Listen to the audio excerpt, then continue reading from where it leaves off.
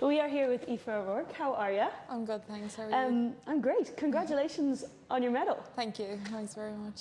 Are you buzzing? Like, you've obviously been boxing for a long time. You have so many titles to your name. But am I right in saying this is your first World Championship gold? Yeah. So, I had won the Europeans, and then the next ambition was to try and win the Worlds, especially after my baby sister had done it. Yes. So that was definitely one I was on the hunt for, and yeah, it was incredible to go out and win the championship then in Liverpool.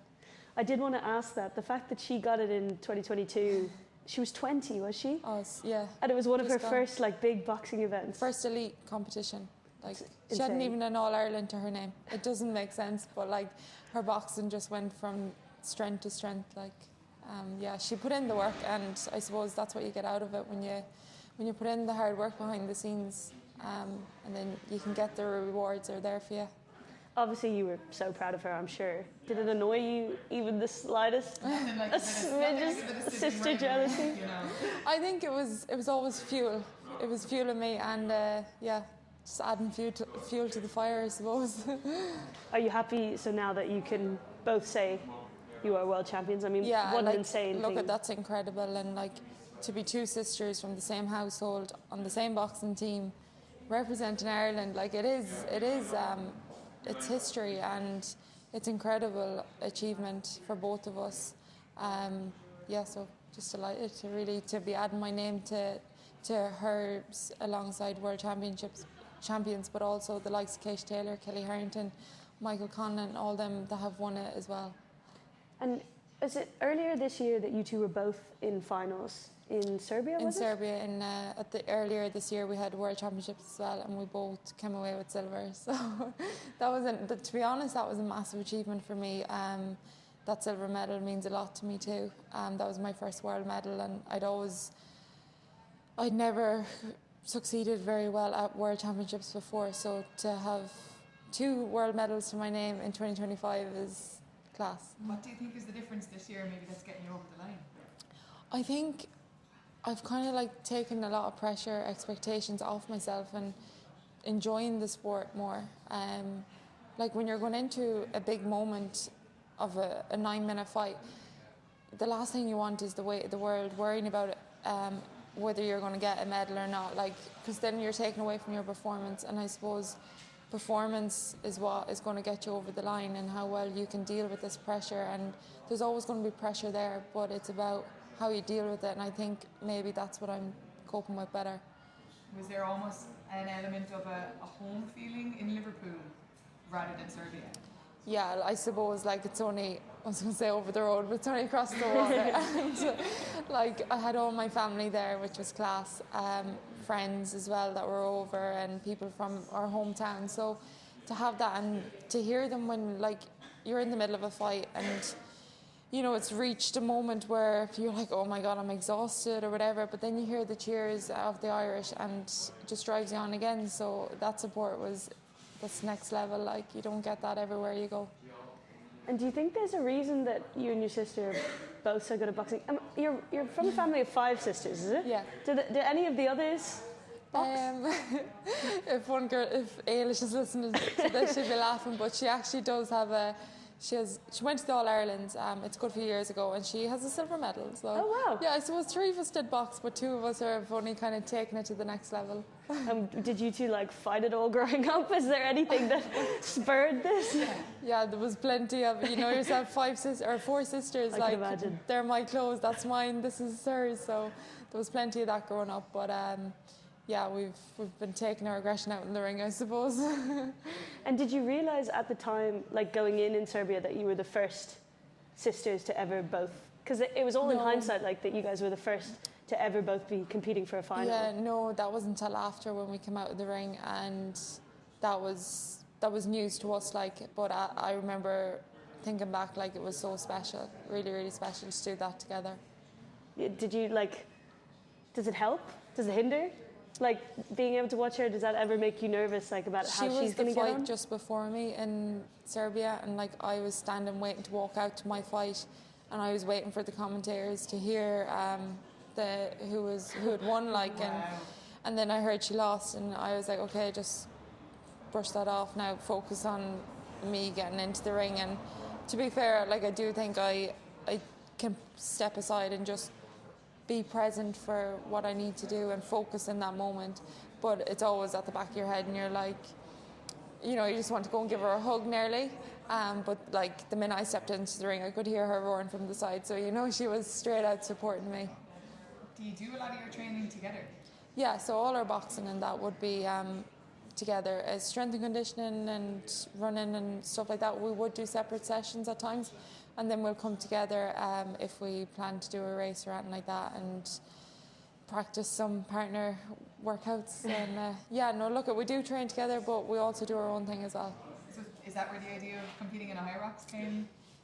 Yeah, it just kind of, I don't even remember where it came from. I think it's just our love for fitness in general. Like, we love training, and the harder the better. And this High Rocks Challenge was music to our ears, and we just wanted to give it a go and see where we were at. And yeah, one thing led to another, and we qualified for a World Championships, and we're like, feck it, let's go. And we had amazing support from Casey's garage in Roscommon, like, that got us over to Chicago. And you know, it just made all these support that you have coming behind you, like, gets you to these places. Like, it's not easy to go to all this by yourself, and so we're grateful for them, and that kind of gave us the driving force to be like, yeah, let's go and give it our best shot. But at the same time, we had no pressure and we didn't really have massive expectations. We knew we could do well, maybe top 10 or top 15, but to be honest,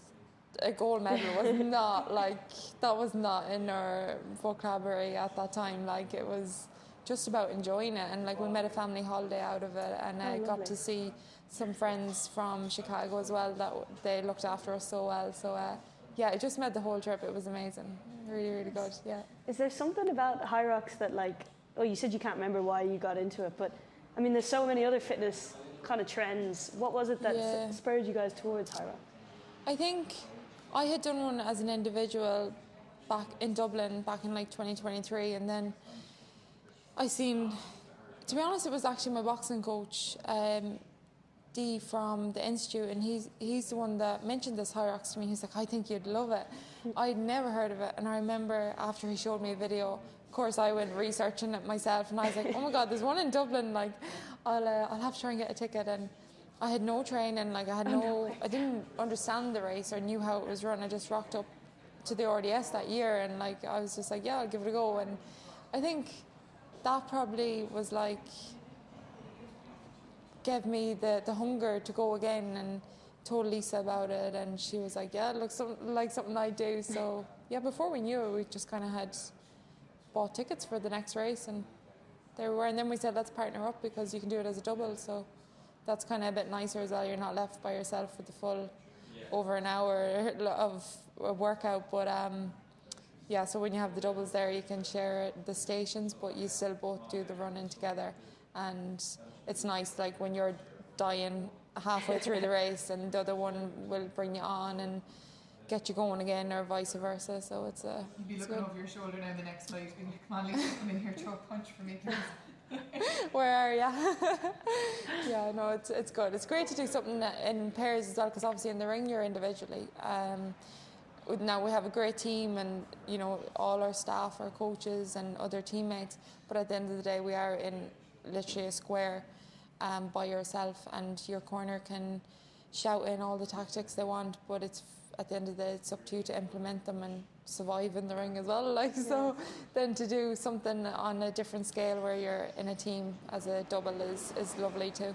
Amazing. And yeah, you spoke about like the mental pressures of boxing and kind of getting away from that at times. Does High Rocks help with that? Like, especially because you say it's for fun, really. Yeah, exactly. Like, our main priority is boxing, and the Olympics is always the dream, and getting there, and then these World Championships, European Championships are just stepping stones along the way. And then High Rocks is something where it's a bit of fun. Like, it is fun for us, but at the same now, I'd be lying if I said we didn't put the head down and get serious when we get to the start line. Like, of course we're going to give it our best. Competitive yeah, nature. That's in our nature. So yeah, it is. It's all fun and games, but we're still able to switch on when we want to, and we do that as well at the start line in a high rock. So, Would you like to see? I mean, obviously for you it's boxing, but there's talk about high rocks potentially becoming an Olympic sport in like 2032, or that's what they want to do with it. Would you like to see that? Oh, absolutely. Like the more sports, the better in the Olympics. Why not? You know, I think it's such an inclusive sport for everyone of all fitness abilities, and it's just anyone can do it. Like and you can compete against your own time. You don't have to compete against the person running beside you. Compete against what your last personal best time was, and it's nice that way too. And it's such a busy event. Like once the race starts, there's so many heats and waves happening that nobody knows where you are on the course, and you've all the supporters, but like at the end of the day, people aren't looking. You can't tell if somebody's in first place or second or where they are. So you're just kind of running your own race and trying to improve for yourself. Is it cheeky to ask, would you struggle to pick one if it was in the Olympics? Like if both boxing and high rocks are in there? Probably is cheeky to ask. I wouldn't call it yet, but yeah, look, it's just both. No, it doesn't matter what you're doing. I think nothing's guaranteed, and you have to enjoy the journey, because my coach said to me, I remember I was warming up for one of the fights in Liverpool at the Worlds, and he goes, "You're living the best days of your life, and we don't even realise it." And that has stood out in my head, because we need to remain present, and this is all we have is the here and now. And I don't even want to be getting too far ahead thinking about LA. If I qualify, great, absolutely, like that would be the goal. But if it doesn't happen, it doesn't happen. There's more to life, and I can't control what's going to happen between now and then. You know, there's going to be a lot of competitions. I'm going to have setbacks. It's not all going to be smooth sailing. So taking it one year at a time, 1 month at a time, one competition, one training block, like, you know, just breaking it down into small manageable pieces as well. Amazing. Yeah, that must come into effect in the ring as well, does it, that mindset? Because Yeah. I can't imagine. You can't plan for the nine minutes and expect it to go by textbook. Like, we're given tactics, but you have to be so adaptable. You don't know what your opponent's thinking or what their plan is. You might have all the sparring and the video footage, but anyone can change their game plan, and you have to be adaptable. And as our coaches say, it's round by round, minute by minute. And if they shout in, you know, what the plan was before the fight, plan B, you have to be adaptable to plan B, like as soon as things need to switch up. So yeah, being flexible, being adaptable, it's all part of it. Was it weird transitioning into like a bit of a solo sport? Obviously you have your team, but did you play GA mostly growing up? I read somewhere that you only picked up boxing. That's why I started boxing. I was playing with my club, and now I wasn't at county level or at,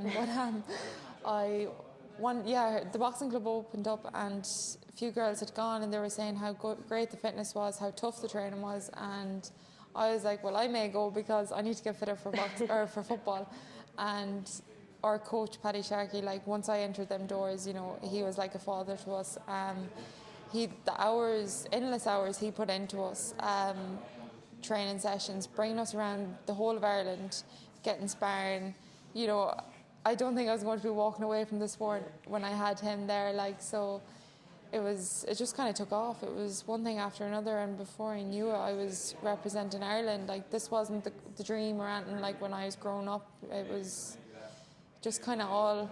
I just kind of kept going with the flow and working hard along the way, and this is where it got me. Was there a bit of an immediate, like, oh, I'm actually kind of good at this? Oh, I don't know when I kind of thought that, or not at the start anyways. I couldn't even get into the ring without laughing. Like, it was just pure fun. Like, it was a bit of crack at the time, and my friends were doing it from school too, so that just made it enjoyable, and I wanted to go down to the club and train. Has there been a bit of an uptake in the village, in the local clubs? Yeah, there's plenty of kids and loads more champions, I'm sure, coming up through the ranks. Yeah, the club is flying it down there, so hopefully we've inspired a few to chase their dreams as well. I'm sure you have. And just lastly, well, unless you have any more questions, Yeah. I'm just curious, lastly, would you encourage people to kind of take up a sport at any age? Because obviously you haven't been doing it forever, but look where you are. I was 16, I'd say, before I stepped into a boxing ring, so it doesn't just, you don't have to start from once you're a toddler. Why wouldn't you take it up any time? And we're all adults and we can learn quickly, and you just don't know what's out there for you. Like, you don't know what's out there for you, and what's for you won't pass you. So I think, yeah, absolutely, if there's something you want to do, go out and give it a go. What's the worst? It doesn't happen, like, you know. So you're the best case. Yes, absolutely. Thank you so much. It was so great chatting to you. Thanks, girls. Right, Lisa, welcome. We were just chatting to you. Thank you for chatting to us. We were just chatting to your sister Aoife about obviously her gold medal. She was saying your kind of win in 2022 was spurring her along all these years. She was slating you. Yeah, basically. I used to have the upper hand on her on that one, but now I don't anymore. So I'm going to have to push on again now and get something.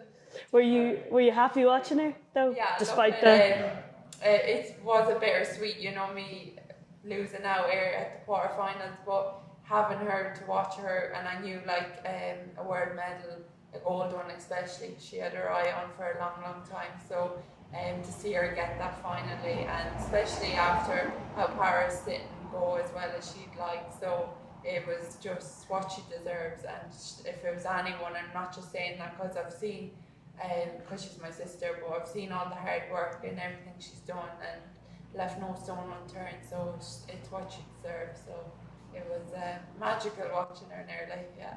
Amazing. And do you guys like spur each other on? Does having each other there make you work harder almost? Yeah, I know that I was saying before to people, it's kind of like a healthy rivalry or something, you'd say, because yeah, we're just pushing and we're both like to think we train hard and just trying to drive off one each other and make us both to be the best we can be. And there's, look, she's strengths in some things and be better than me at another thing, so just even to learn off each other, and it's great to have her as a teammate on the team, and just even for sharing rooms alone, like it's just I never thought about that. It's so handy, like it's, or if you forget something, like, oh, Aoife had that, you know, so it's great. Like, do you swap like kit and bits?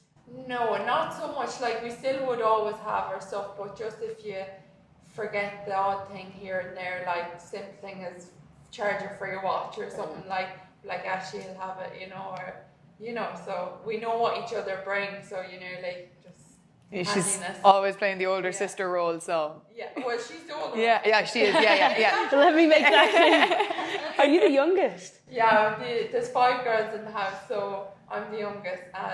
Everyone always thinks we're like the same age, or Aoife, but there's actually 5 years between us. It's quite a lot. Yeah, and so I'd be like, no, I'm younger, so just so like, you know, I actually am. I'm sure people ask you this all the time, but was her being successful in getting into boxing a bit of an inspiration for you to get into it? Is that how you found the sport, or? Yeah, so Aoife started, she went in with her friends for like kind of Gaelic football fitness, and then like at the time I was like, no, like not for girls, and I wouldn't be the girly type, I just was like, no, we don't do that in our house, like, yeah, and she was stuck at it for probably like a year or that, and she was like, just come, I'm telling you, like, and eventually I went in and I was as nervous as could be, and I just didn't leave it since. It was just, I think, just the structure of the training, and like, it was intense, but it was like as hard, you pushed yourself,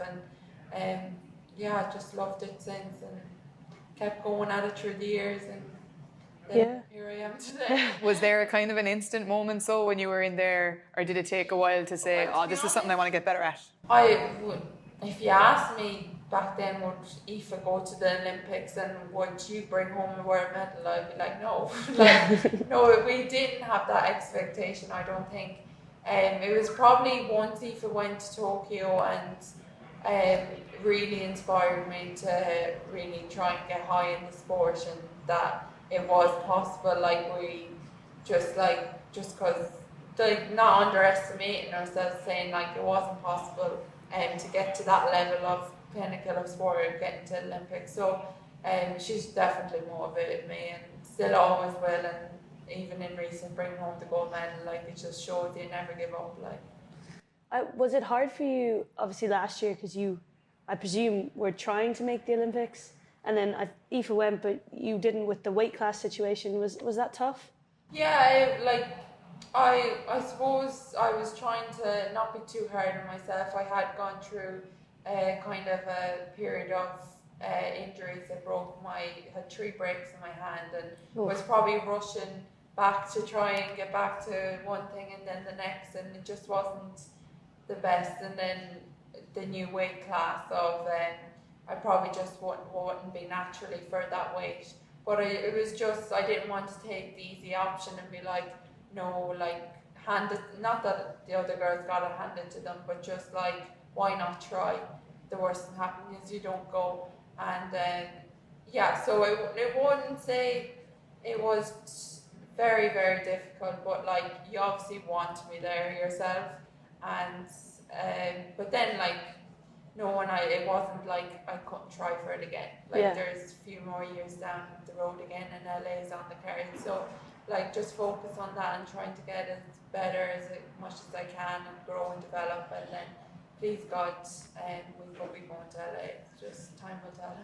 And how did you decide? Because I know for LA they've introduced a weight class that you already compete in. Is it the 70? So that is the new one of the new Olympic weights. So it definitely suits me a lot better than the 66. It was just a bit more, I suppose, miserable, like for eating out and that. You were just more conscious and not sure of like wing cutting, and just it was all new, the new weight class. So knowing that 70s on the Olympic weights is definitely great, and you just have to.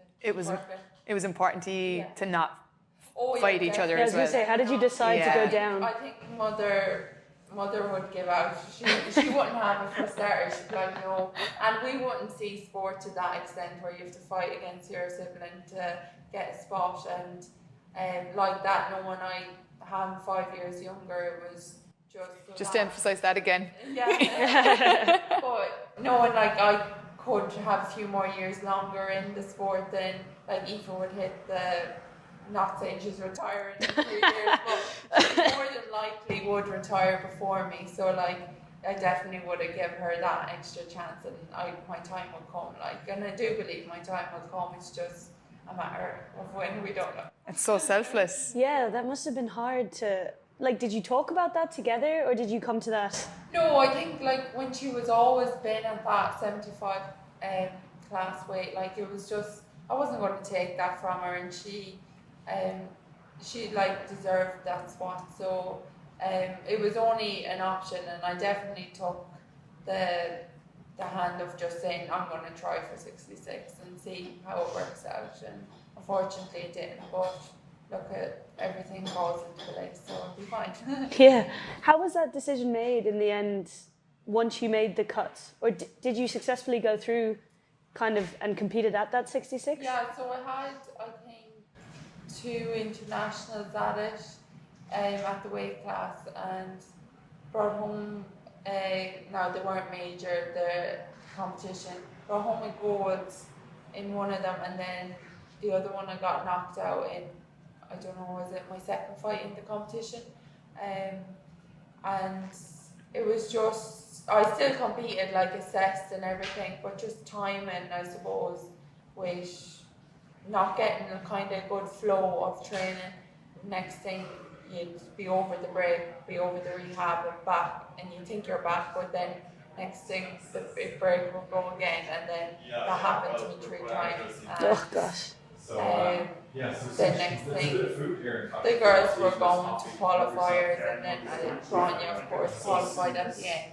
So, Grania's been a girl, an amazing athlete. She's been through the ups and downs in sport, and to see her go to Paris, like, it's definitely a highlight to watch her do that. Because you've seen, when you see someone go through the rough end of sport, like, and then you see them at the pinnacle of sport, is amazing. And then watching, of course, herself along with Patsy bringing home the bronze. So it's definitely something to deserve, like when you train alongside the team and you do see the hours and the work they put in. So did the break teach you a bit of patience, something that you hadn't had to tackle before? I think actually it like you'd be complaining, and I don't know, was it my second or third break? Like it was kind of getting frustrating, having injuries, and you're like, oh, is it just not meant to be or whatever. And I think it was like a few days later after my break, and I was always one who just went back into the gym no matter what, was tipping bags with one hand. But I went into the S&C area and I seen Ellen Keane in doing S&C, and of course Ellen with her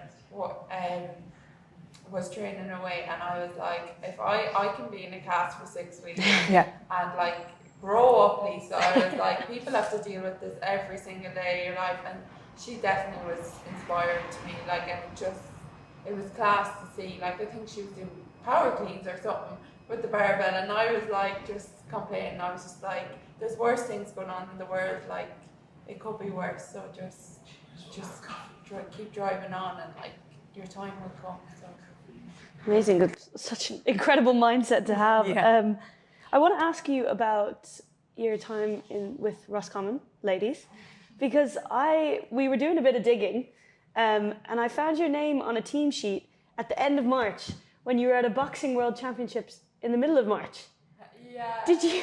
How did you manage the two of them like that? Yeah, I suppose, I think it's nearly is one of them sports that you just always, everyone nearly dips into it, but I always through the years love the team sport at the same time, and I never really completely pulled away from it, and they have been so good to me, Roscommon, the management and the girls are such a lovely bunch, and they understand that I am training and competing at a high level, so they were very accommodating to me through the years, and yeah, I'm trying to think now. Sorry, not to put you on the spot. I think I came home. Yeah, I came home, and then a day or two later, they had one of their final games, and I was on the team sheet, but like that, they'll always include you. But you wouldn't have any intention to be going starting on 15 or that. But it was lovely just to be kept in the loop and be there for the girls, and like that, you see the hours like many other county teams that put in. So, yeah, it is something. I don't know how I'm fixed for next season, but we'll see. And yeah, no, it's just great to be involved in team sport, I think, too. Did you play in the club championship this year? No, because I was going to, where were we? Liverpool, and then we were in Sheffield. So it was kind of just, I didn't feel it was fair to be just turning up and that, but I was there supporting them when I could, and yeah, I love club too. Like they're like everyone, you can't beat all the people at home, you know. Does it give you the team element of it? Does it give you a bit of a break from, because we were talking to your sister about sometimes boxing can be so tough mentally because it's just you, and obviously you have your team around you, but in the ring it's just you. Yeah, it is nice to it can be lonely in the ring, and then it's nice to go to football, even though people always still ask you how's training going and that, but it's nice to just switch off and not really be in the boxing.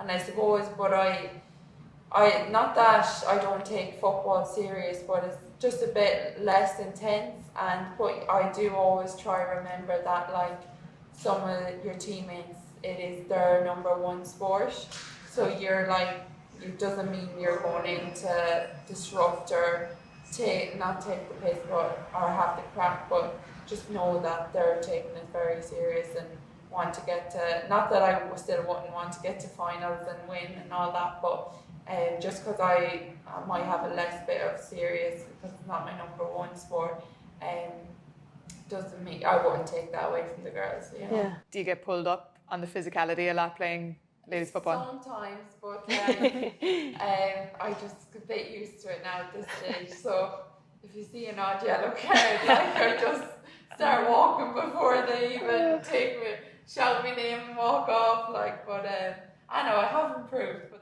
then again, I was going to ask, was that always a thing before you even started boxing, or did that come with?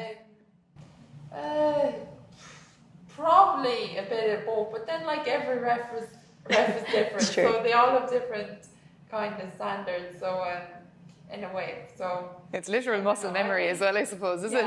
Yeah, I'm one for just all in or nothing, like, you know. And we've heard you've channeled some of that aggression into a new sport a little bit?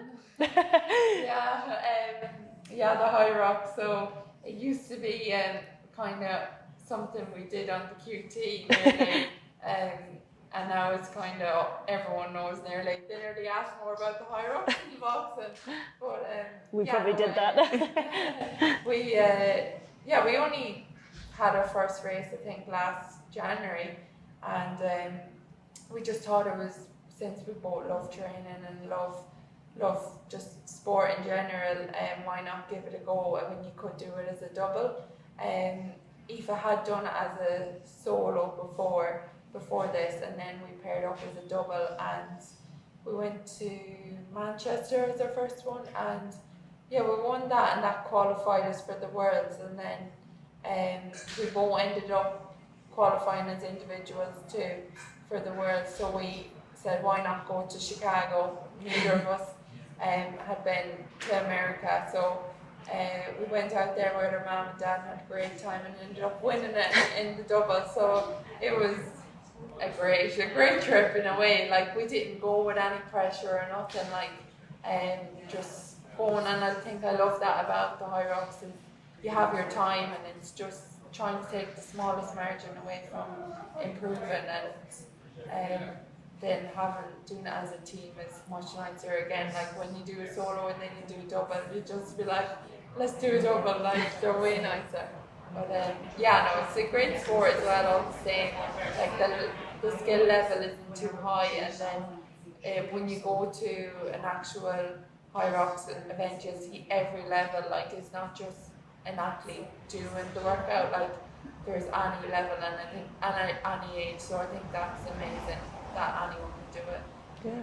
But yeah, class. I suppose lastly, I just want to ask you, what is, I suppose, the next big goal for you? You've already got a world title under the belt. I know that was a while ago, but what's kind of the next big thing? I suppose LA is definitely the long-term kind of focus, and just keep training away and see. Obviously not certain of competition next year, but hopefully, please God, get plenty of competition and international sparring, and just it's all a path, I suppose, to LA, and just take what I can, take every opportunity between there and then, and please God it'll plan out, and just have to put in the hard work and see. Amazing. Well, best of luck. Best of luck.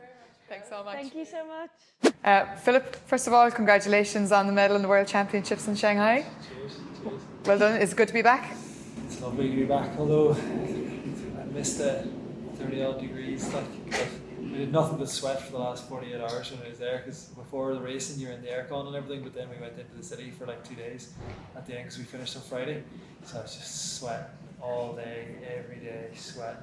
It's 5 or 6 showers. So, Had you been there before? no, never. I've been out that kind of direction, but never, I experienced that kind of heat and stuff, but never been to China before. No, it was fabulous. Yeah, good food. I think I'd go back. The food is class. Everyone told me beforehand, they were like, oh, I didn't eat for 6 days when I went, I didn't do this. And they're like, oh, don't eat the street food. I had street food. I had everything. We went to this place, there was all the only Chinese people there that didn't speak a word of English. There was complete, it's good. Yeah. Pointing at stuff. €3 That's tough. for lunch. That's when you know you've hit the sweet spot. And noodles and nuts and all these spices, and then these big pork dumplings. We could use that in Dublin now. Yeah, all the charges for it. Yeah, no, that's what I mean, the €3 lunches. But this was only your 4th race with Finton, is that correct? Well, the final was the 4th race, yeah. Final was the 4th. First, yeah. And Second to did you going out there, did you expect the kind of success you had? It's always difficult because rowing's so much about how cohesive it is. You could have 2 lads who are Olympic champions and they could just fall apart. So it's all about give and take and learning how to get the most out of the other person. And I think we both used our experience to get the best result. When we went there, we knew we had the potential to be very good. I think then as the regatta went on, we built in confidence. But yeah, the final, I think it was a tough race, but I think we came out well in the end, because there's every boat that was lining up there we were like, oh, we need to watch them. Oh, we need to watch. Yeah, we need to watch.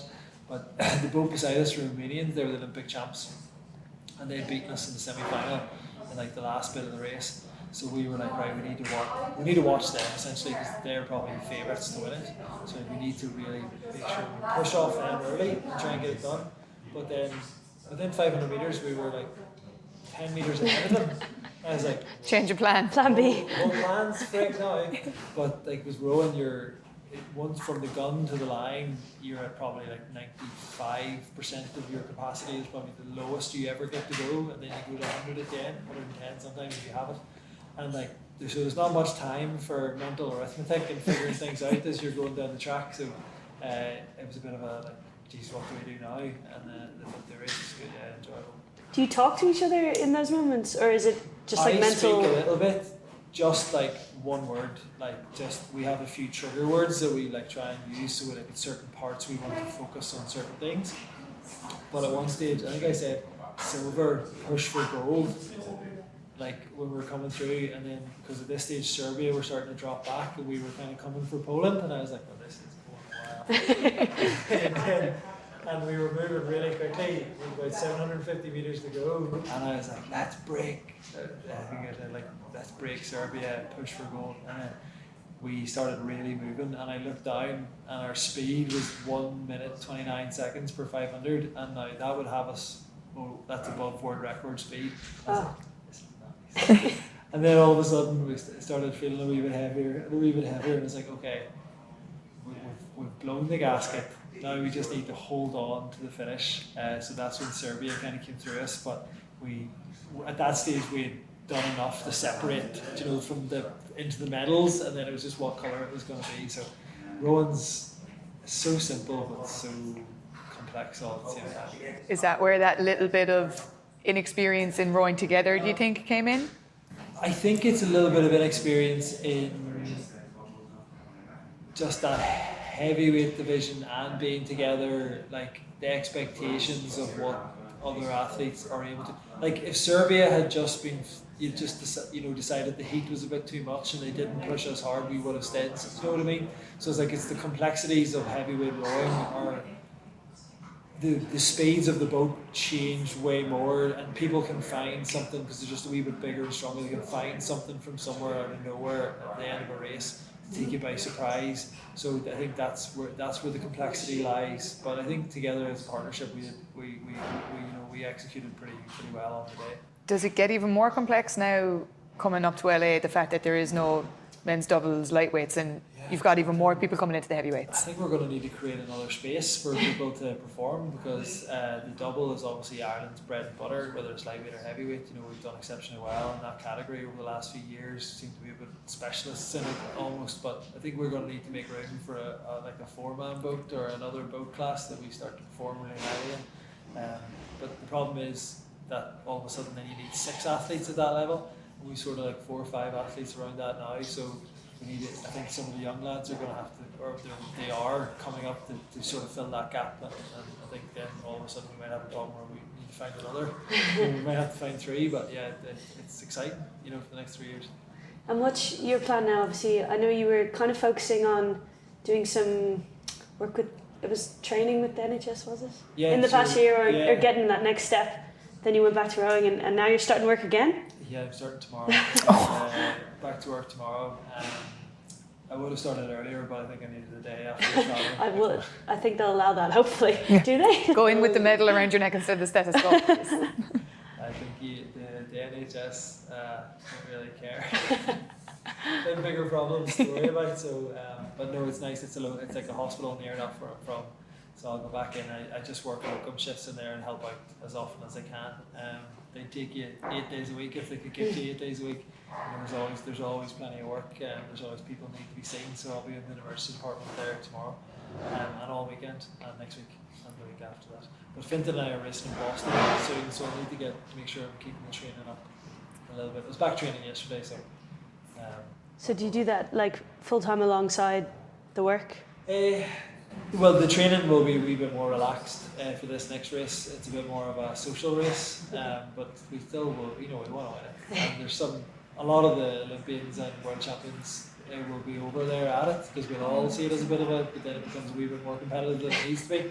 But yeah, I'll do it alongside for a few days and and then after that I'll just focus on work for a week or two, and then back to training. I know it's a question you are probably sick of answering, but when you are working as a doctor and doing crazy hour shifts, is it just that you're accepting that you can't put as much effort in maybe as a full-time athlete at the time, and then when you're training you're just giving it extra, or are you working it that you're always going to be 100%? You know, you have to take a step back, and I always call it like the kindness rule, that you have to learn when to be kind to your body and yourself, because ultimately, yeah, you might train harder for a day or two, but then you might completely wipe yourself for a week.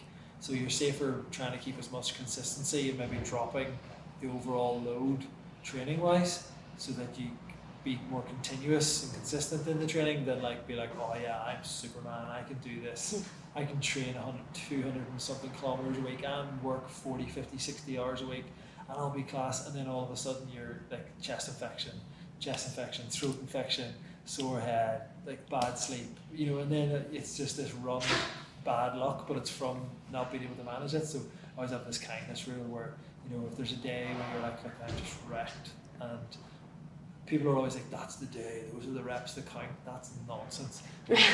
You're safer taking that day, relaxing the body, getting back up, and then hitting the next 5 days harder and making up for it, you know, spread it out over the next 5 days and add it in, rather than just killing yourself and then you end up wrecked. Yeah. We're running out of time and I don't want to keep you too long, but I want to ask you quickly, I read somewhere that you're planning on building a gym in your house to kind of help with the training alongside work. Yeah. And you're going to document it on Instagram. So then of course I had to go have a look at your Instagram and your TikToks, and they're very good. Is that something you're like trying to do more?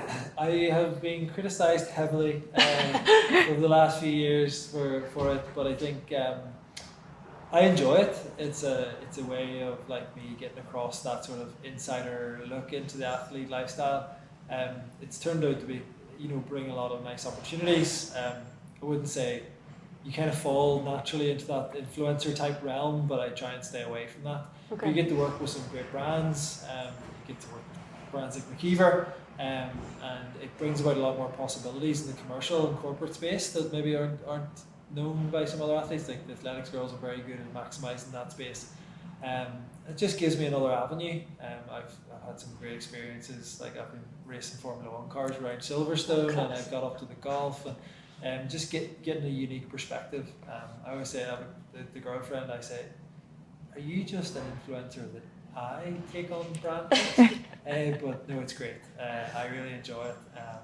And I would love to do more in rowing. They asked us over there, what's one interesting thing you have in your bag? And I always have a drone with me. Oh, that's so cool. Nobody else can fly it, so there's no point, because whenever I'm rowing, I can't take any footage. You can't multitask, no. One day I'll be able to take more interesting footage and content. And I always say I'm going to like get a mic and talk to the camera more. And we'll be checking our bags, so coming out of here, making sure you haven't stolen anything. I'm like, oh, I'll get more into it and I'll do it. And I always then I'm like, oh, I can't be bothered. But like, it is fun. I feel that. I do enjoy it. Yeah, I do enjoy it. And you're always wondering, oh, will it flop? People won't like it. People won't do this. But then at the start, when you didn't have any followers and no social presence, you just enjoyed it and you put out whatever and you just had fun with it. So sometimes I just don't even look at it. I think people love it as well. Like Yeah. we love getting an insight to what an athlete's life really looks Yeah, like. authentically. But a lot of the coaches will be like, oh, don't be sharing, don't be giving away too much, don't be sharing secrets. And I was like, so we're not reinventing the wheel, we're just trying. I'm going to be on the rowing machine at some stage. Yeah, we're just trying really, really hard to get faster and fitter all the time. So people want to see that. Absolutely. And people are obsessed with what you eat. Obsessed. Really? Obsessed. Well, I Every time suppose I'm like, when- oh, what would you like to see? Food. What you eat? Food. What you eat? Food. So like, fine. I suppose when you're consuming like 7,000 calories a day, people want to figure out where you're getting it. Yeah. And I'm like, yeah. In fact, I've left some stuff out. It's getting too much. I've just Amazing. one final question, if that's okay. Absolutely. Just Nairo Carroll coming in as the head of the high performance. You've been a bit vocal before about challenging systems that maybe weren't working. Are you looking forward to sitting down with him, talking about the plan for the next year or two? Absolutely. I think change is always good, and it's more, you can see change as something that's negative and try and hold on to what was in the past. Like what we had in the past really worked for me personally, and I maximised it and got the most out of it for what I needed to do. And I hope that Niall comes in and is able to work with us to get the most out of us individually, because, you know, I'm 33 years old. If he walks into a hospital, I'm the boss. So when he walks into the rowing centre, he has to understand that he has to facilitate my goals and performance and help me become better from where I am. Like, I think coming in to kick it all down and rebuild is going to be the wrong way. So hopefully he comes in with a great mindset. He seems to be, you know, from what I know, which is very little, seems to have come from creating some good cultures in other performance environments. So it'll be great to see over the next sort of few months how that settles in and finds its way. And I think it'll be a long time before it starts to impact us, really, because we're hyper independent. We're very like self-sufficient in what we do. You know, we kind of work away in the background, and we have our own careers and personalities and our own respective rights. And you know, we're not employees of Rowing Ireland, so he has to learn and has to be able to work within a system that we know will work for us. And I think as long as we do that, I think there's success in the future. Yeah, I think he's about 15 years as a guard as well, so be well able for any shenanigans. Absolutely, yeah. All right, well, thank you so much, and Thanks best of so luck much. for everything.